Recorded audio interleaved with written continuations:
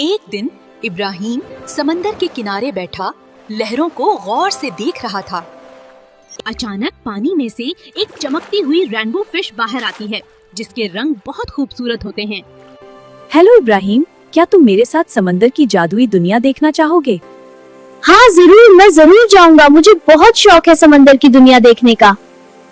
जब इब्राहिम समंदर की गहराई में पहुंचा तो उसने अपने चारों तरफ रंग बिरंगी मछलियों और खूबसूरत मूंगे की चट्टानें देखीं। अचानक इब्राहिम और रेनबो फिश देखते हैं कि एक सी टर्टल मछली पकड़ने वाले जाल में फंस गया है।